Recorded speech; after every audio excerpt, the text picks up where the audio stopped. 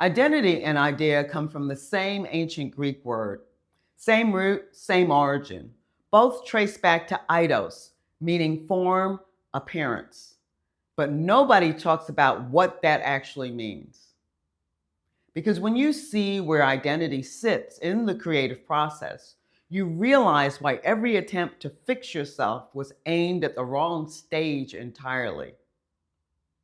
Identity is the form of idea. And when you understand this, when you see how the creative process actually unfolds, everything about identity makes sense, including why changing it feels so impossibly hard. I'm Zenith Bell. Welcome back to What Does That Mean on the Word Cosmology channel. You hear it all the time. I'm a teacher, I'm a mother, I'm successful, I'm anxious, I'm the responsible one. We stack these labels like bricks and call it who I am.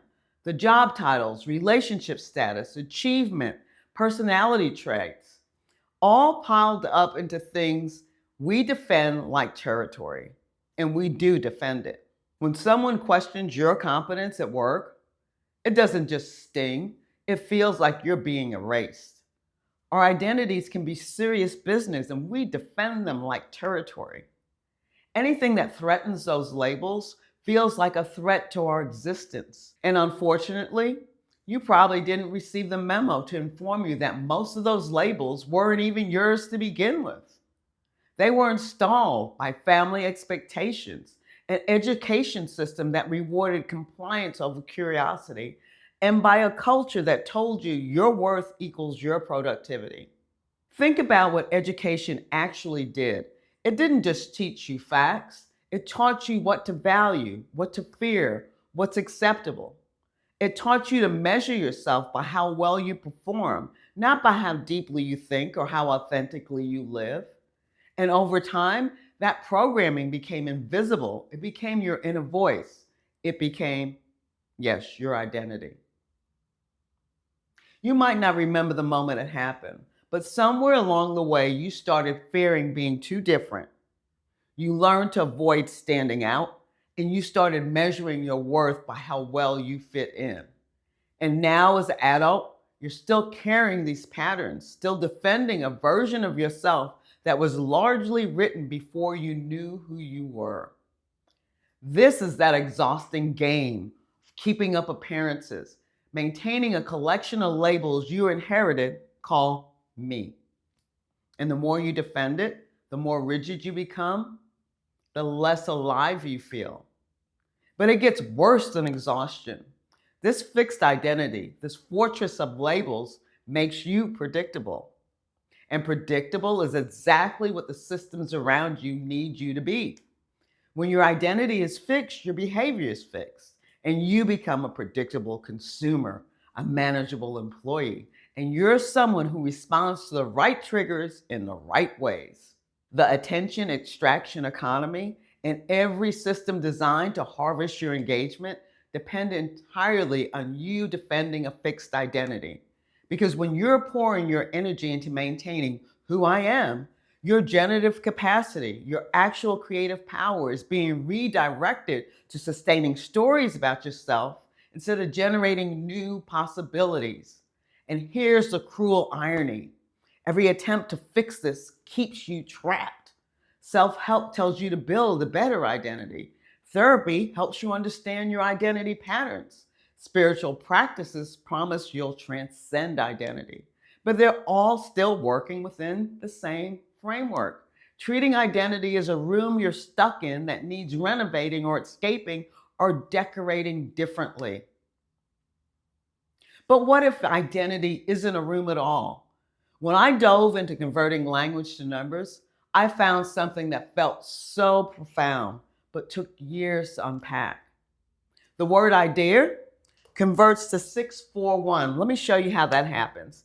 We'll put the numbers with the letters, and then we add the consonants, that's 4, and then the vowels are 15, and we have to reduce it to single digit, that's 1 plus 5 equals 6. And then we add the 6 plus the 4, and we get 10, which reduces to 1. The numeric pattern for idea is 6, 4, One, we put the vowels first. That places idea at position 1 in the creative sequence. Position 1 is a generating stage where everything begins. Ideas are actively forming. They become alive and are in motion as they unfold through us as the focal point. Now, here's where it gets counterintuitive. Identity has a numeric pattern of 3, 4, 7. It's position 7 in the creative sequence. Position 7 in the creative sequence sits in what I call the reflective triad, which consists of positions 7 through 9. Now, this is where what's been generated and crystallized into form is reflected back to us. Identity is reflection. It's the form that ideas have already taken, the crystallized expression of what's manifested. And interestingly, identity shares the same numeric value as organizing principles and process of individuating. Identity isn't a collection of things you own or traits you possess. It functions more like a doorway than a room. It's the organizing threshold where experience takes shape and becomes recognizable. Think about how water creates different patterns depending on what it flows through. A circular opening creates spiral patterns. A square opening creates a different flow. The opening doesn't create the water, but shapes how it appears. Identity doesn't create your experience. It provides the pattern through which you recognize it. This explains why identity feels the way it does. You know that exhausting feeling when you're trying to change who you are, trying to be more confident, less reactive, a better version of yourself? You're exhausted and frustrated because you're trying to change your reflection. You're trying to modify what's already crystallized, already formed. That's like trying to change your appearance by reaching into a mirror and adjusting what you see there. It doesn't work because you're working at the wrong stage of the unfolding process. The spectrum of expressions for identity makes this vivid. When identity overmodulates, essentially the doorway becomes a fortress. You feel the need for accomplishment, control, proof, taking charge. And life becomes about proving who you are, romanticizing your story, complicating simple situations. Essentially, you're gripping. When identity undermodulates, when that doorway becomes too unstable, you may relate to the feeling of fear of living, feeling empty, feeling like I can't breathe. What's the point? Without enough structure, meaning can't even flow through. Both extremes share the same root problem. You've mistaken the doorway for the room itself.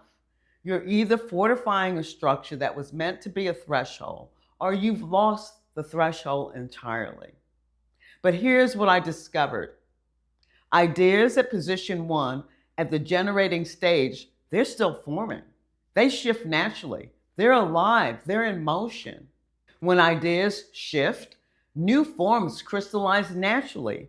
New identities emerge not through effort, not through forcing yourself to be different, but through natural unfolding of creation itself.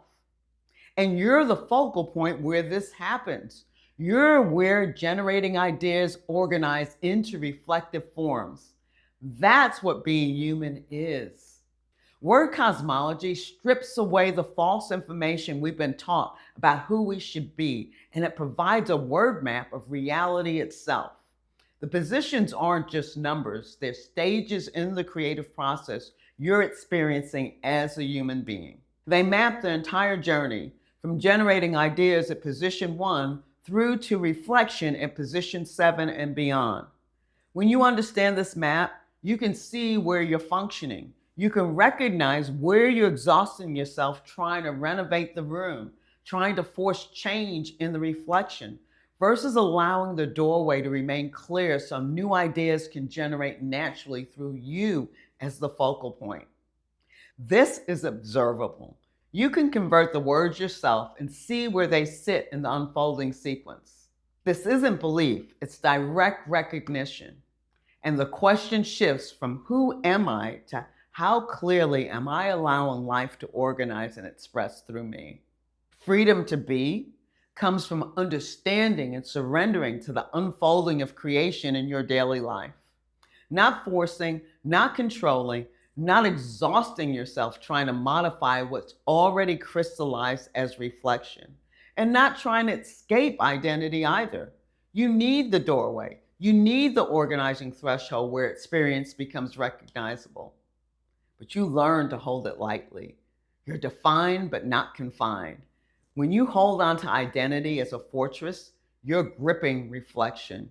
You're pouring your generative capacity into defending what's already crystallized. And the tighter you grip, the more exhausted you become, the more you're fighting against the natural flow of the creative process itself. But when you recognize identity as a doorway, as an organizing threshold, it actually is, something shifts. You're still fully you, still defined, still recognizable, but you're holding it lightly. You're participating in a living, unfolding creative process.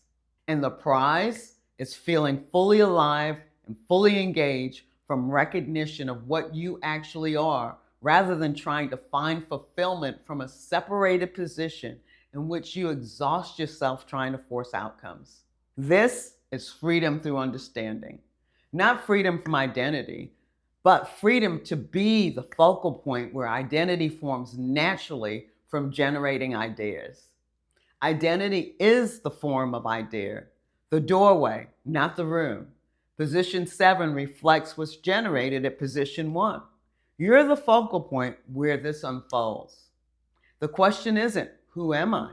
The question is, how clearly am I allowing life to organize and express through me? Explore the word analysis on wordcosmology.com. See how words map the creative process. Convert language to numbers. Experience the relationship and resonance of words. This isn't another self-help technique telling you to build a better identity. This is learning to work in harmony with how creation actually unfolds through you. I'm Zenith Bell. Thanks for exploring with me. If this alters how you see identity, go dive into the word analysis. See what becomes visible when you understand the map. Next episode, we're going deeper into how this unfolding process actually works in your daily experience. So subscribe so you don't miss it. See you then.